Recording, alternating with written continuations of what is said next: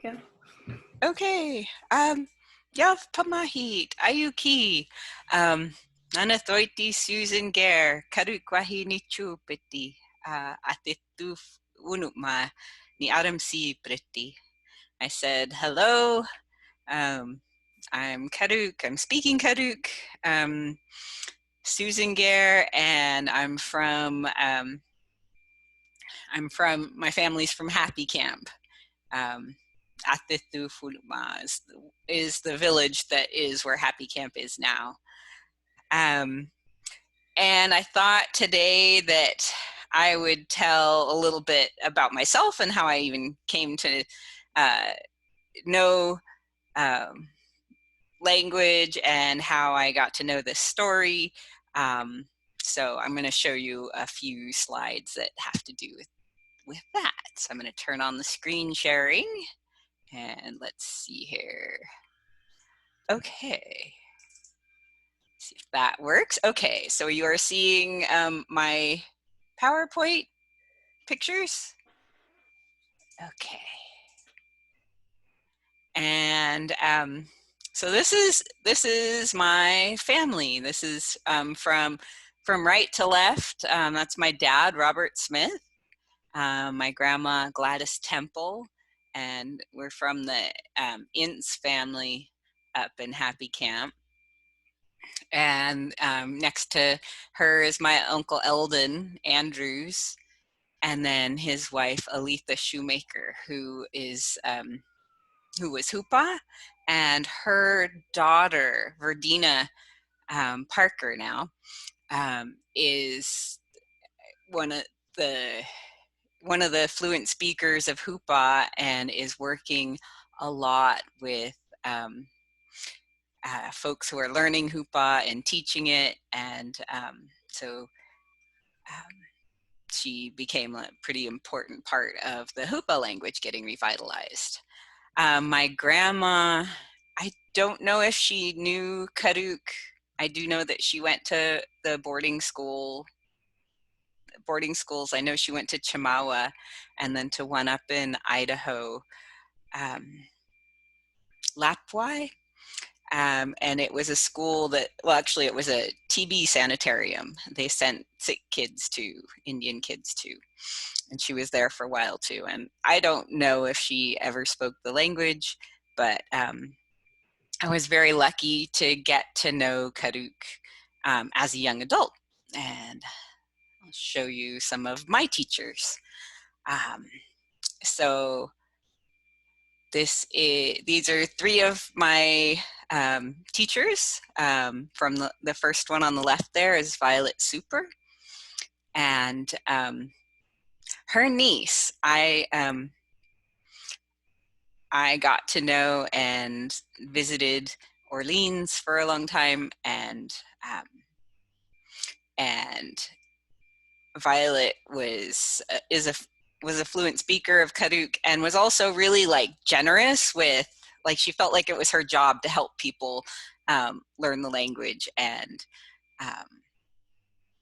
so she worked with her nieces and grandnieces and nephews to make sure that they taught the language, and she was really involved with, she would be the master speaker to anyone who wanted to apprentice to her. And she did that officially through a really neat program through the Advocates for Indigenous California Language Survival. And I was her apprentice for 3 years. And I think that was a really important part of my language learning. And what it meant to apprentice to her was that we would spend anywhere between 10 and 20 hours a week together for several months. And all our time was to be spent in Karuk. And I had to plan what we were going to talk about. A lot of times when you're spending that much time with an elder, you do things like errands that they need to do, or, Auntie liked to go, out for rides. And so we would go driving and we would go visit friends and cousins and things. And one of the people we'd go visit is the woman sitting right next to her, and that's Vina Smith. She was also a speaker of Karuk. She's from the Pepper family, and she was one of my teachers as well. And then the fellow to the right is a linguist named William Bright, and he was in graduate school at UC Berkeley, and he was originally going to try and be a doctor, but he didn't like his classes, and he found a linguistics class, and he liked that a lot better, and he got involved in a doctoral program they call the PhD program in linguistics, and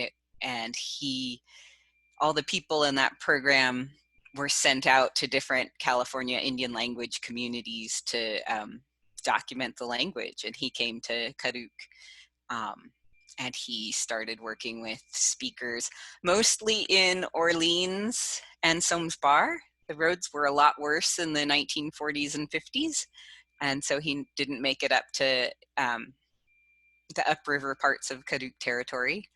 And also the folks that he worked with, they liked working with him. He was nice, he was shy, but and so they felt, the women that worked with him felt very like sort of motherly and grandmotherly towards him, and they would compete for his time and to get to work with them. And he was a good linguist and a nice person. He went and did a lot of other so after his dissertation was published, his book was published in 1957, and he also went and did a lot of other things in his life. He was also interested in languages in India, indigenous languages in Mexico. He was like a pretty famous linguist for a lot of years. He so there's this society called the Linguistic Society of America, and he was the editor of their journal, which was a big deal. And so he edited that journal for a lot of years. And then later in his life, when Karuk people were really starting to get involved in bringing back the language, he worked with us. So if we asked him, well, we want to work on this video, or we want to document this, or we want to understand what you wrote in your linguistic description of Karuk, he would work with us. And in fact, I got to work with him the last several years of his life on a dictionary. So, oops, let's see here if I can show you. Yeah, there we go. The paper version of it. It is also available if you do a search for Karuk dictionary. The online dictionary at UC Berkeley will show up. And that one also has audio on it, which is really nice. So in that picture right there, I think Violet has just told a short story from her personal life, and that story took about 2 or 3 minutes to tell. And then afterwards, we were transcribing it in Karuk and in English, and it took almost an hour to get that little bit of text transcribed. It was a lot of work, and all 3 of us were working, or all 4 of us were working really hard on getting that done. The language materials, good ones, take a lot of work to make.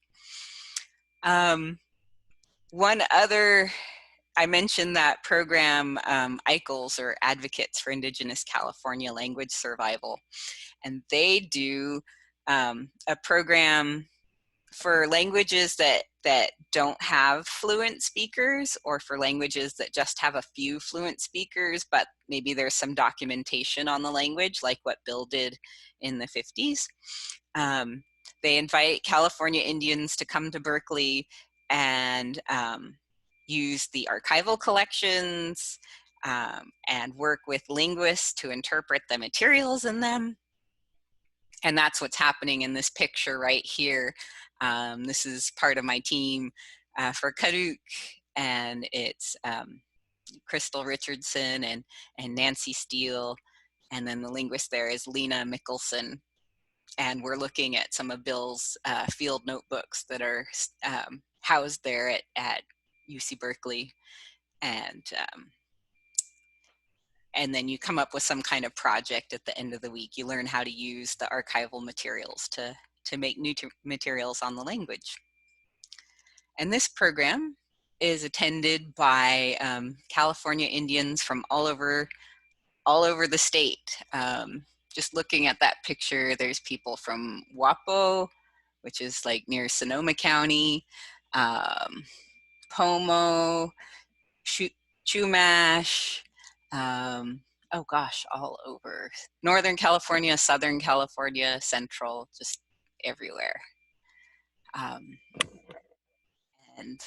it happens every other year, and I think this year it's happening virtually, just because we're having to do everything virtually.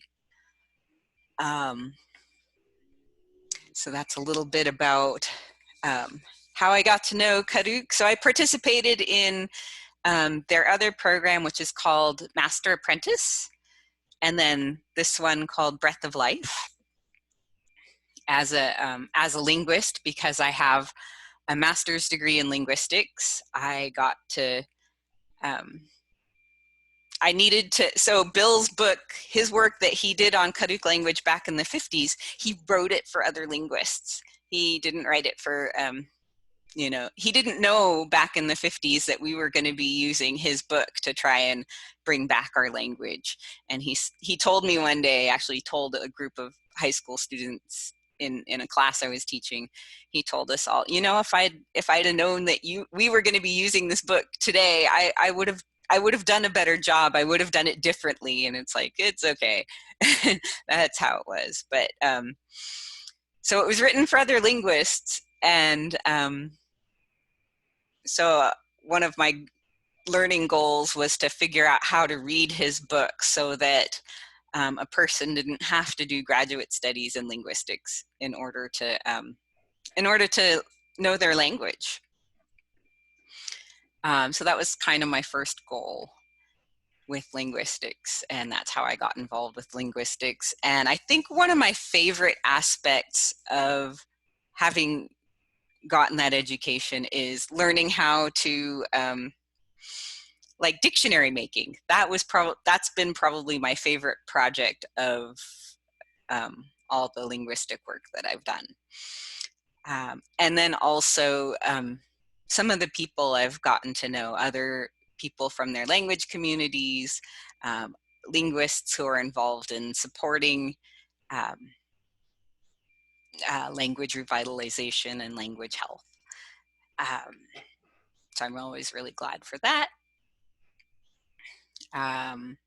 And today I want to tell a story that Bill Bright received from one of the people that he worked with, Mamie Offield. So she told this story to him, and he recorded it in Karuk and in English. Now he recorded it in the 50s. So this picture I took was taken in 2004. So, you know, there's a tape recorder, there's a microphone, there's for playback, there's a little set of speakers. Well, in the 1950s, that's not what people were recording on. They were recording on these wire recorders, wire that would snap a lot. And or they were recording on wax cylinders. I think Bill's first recordings were on the wire recordings, and so there aren't that many recordings of his from that era. But he had to do this all by ear, because you couldn't play back the wire recordings as often and as much as you could with either a tape or nowadays digital recording. So having this story is a really good thing, and I'll tell the story in English, and I'll teach you a few words, and then I'll tell it again in Karuk. Okay, so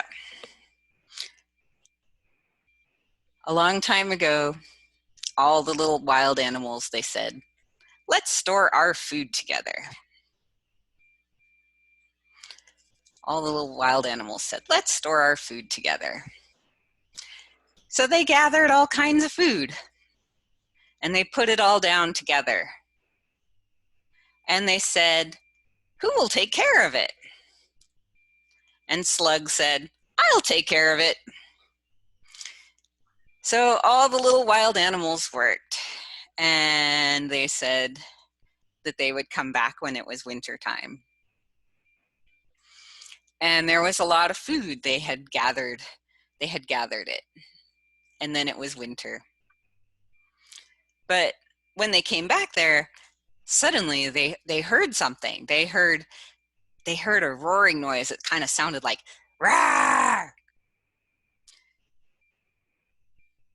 And they said, "What is it?" And they were afraid. They were like, "What is it?" And they sneaked up on it one by one. And it turned out it was Slug. And he was sitting there. Slug was just sitting there, and he said, "Oh, there's a lot of food. I'll eat it all by myself." And that's why he scared them. And they told him, "In your life, in your whole life, you're going to be sticking to the bottom of a rock there someplace. And you won't be doing anything either." And that's it. That's that story. Yeah, so it kind of, one of the things about this story, it kind of reminds me of the fire race story I told last week, in that there's an element of the importance of working together. And more so this week than last, but kind of the consequences of being selfish and trying to keep things all to yourself. And I chose to get to know this story, and just how important food is, and how important it is to take good care of it, and that it's a lot of work to get your food and to have enough. So I'm gonna, so I'll teach you a few of the words of Karuk. So eighth, I know it's two E's, but in Karuk, that double E sound is eighth, eighth. And us, eighth, us. Avaha, avaha. Ke mishatunweches. And that's all the animals. So ke mishtunweches. Ke mishtunweches. Some of the animals we met last week: Asahu, and Yuplukirar, and Widisur, and Uprach, and of course Pineafich, the coyote, and Wakar, the eagle.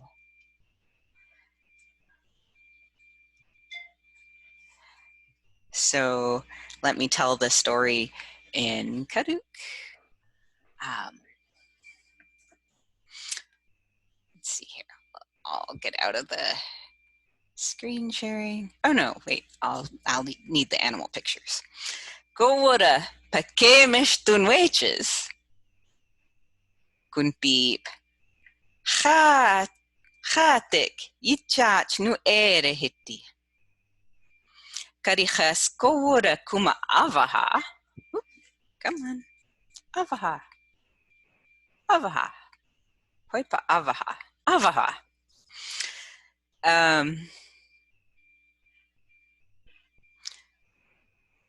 Karihas gowora kuma avaha yichach kunikyav.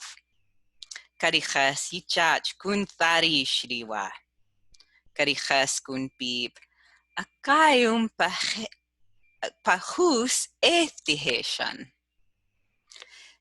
Ethu beep. Nanik hus ni ethiheshan. I'll take care of it.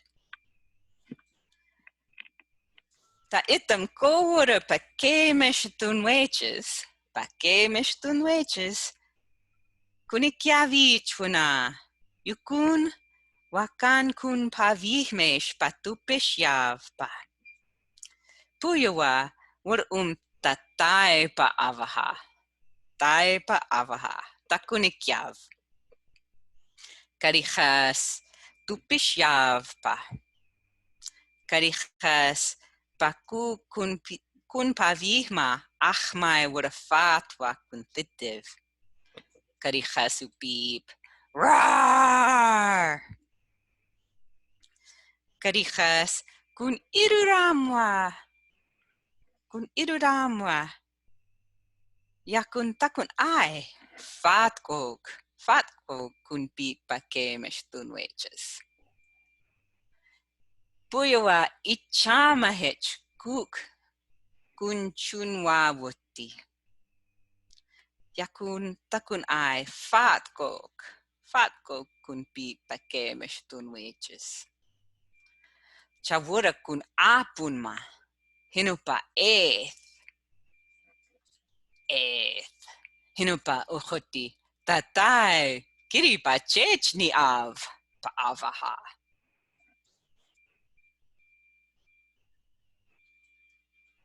Wakumai pa athwa. Ukyawunati. Avaha. Karihas kuniper. Mimyati. Hutwako mimyati. Wuraim fatak. As. As asuruk. Wakan I if chicken kutihesh. And you won't be doing anything either. Oops. Purafa. Wurakaru kun kupitihesh hara. Kupanakanakana. The end. So that's the story of Slug. And since we don't have students to ask questions, I'll ask you, Angela, and Penny, if you're listening in, if you have questions or, yeah. I can't think of very many questions right now. I think it's such a beautiful language. What family of languages does Karuk belong to? Is it Athabascan or a different family? So let's see here. So there's a lot of local languages that are in the Athabascan family, which spans up to what do you call it? As far up as Alaska, and then south as well. But there's Hoopa is an Athabascan language, Wailaki, and then there's at least a couple other ones. But Karuk, so some linguists put Karuk in a family called Hokan, and other linguists, including William Bright, he said no, it's an isolate. It's not really related to any other language, which that kind of tracks, because one thing that kind of marks languages as being related is that it'll have either vocabulary in common or grammar in common, or they'll actually even be sort of mutually intelligible. So like somebody who's very familiar with Hoopa might actually be able to make sense of Navajo. Right. Um, yeah, but there's no one for, not other languages that where that's the case, like it for Karuk. Interesting. Yeah. Isn't Hokan, would that be the southwestern languages? Or where is that region? Oh, that's a good question. Let's see here. It seems like I've heard about it associated with the Pueblos, but maybe I could be wrong. I'm not a linguist myself.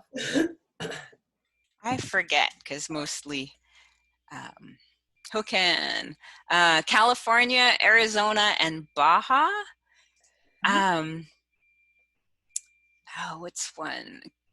Okay, here are some of the languages that Shasta, and it's funny because Shasta and Karuk don't really have any commonalities except for a few vocabulary words that mostly are shared between really upriver Karuk and then Shasta. Chimerico, Yana, Washoe, Esalen, which is like from near Santa Cruz, Human, and then yeah, and then some languages from Mexico. Some linguists will include Chumash, but other linguists say no, that's not the case. So it's language families is something that linguists will argue about a lot. And language communities will mainly like take advantage of, you know, maybe work that their relatives have done on their language, just because some of the revitalization kind of happens piecemeal because some languages were really well documented and others not so much, sort of thing. Great. Thank you for answering my questions. Sure. Yeah, that's so interesting. I come from a family on my mother's side who speak Navajo fluently.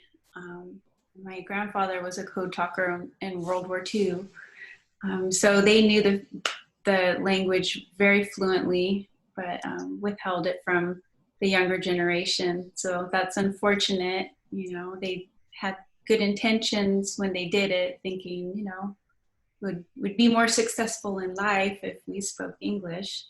But now we're trying to learn our language, and we're nowhere near fluent, but we're slowly learning, you know, simple phrases. I know the basics, but that's about it. Yeah. Yeah, that's the case with a lot of people, or it's either, you know, the family says that you'll be more successful without it, or it just wasn't safe for them. Right. And now it is Mm-hmm. more so. I I know that's not 100% the case, but it's, you know, it's definitely more so the case where it's Right. And I mean, I don't know what kind of trauma that they endured, you know, for speaking their language when they were young. So, yeah, yeah, agree yeah, with that. exactly. Yeah, and one nice thing about Breath of Life, I have the poster on, you know, behind me on the screenshot I've taken, um, is that when we get together, I mean, a lot of people have share that story in common, that you know, there was loss of the language in their community, and that there wasn't a, you know, it was for a time not safe, or like how the language was not valued in their community, and now it is. Right. Or, you know, now there's time to bring it back. And it's funny, it's like sometimes you think, oh, this just happened to me and to my family, and when we get together from all over, we realize that it was, you know, it was happening everywhere. Right. Yeah. Well, I you know, that's why it's even more important for us to revitalize it and reclaim it the best we can. Thank you so much for sharing your language and your story. It was beautiful. Thank you. Shall we close up? I think so. Okay. Yeah. Okay. Alrighty. Well, thank you for having me, and Suanik. See you later. Hakone. Bye. Suanik.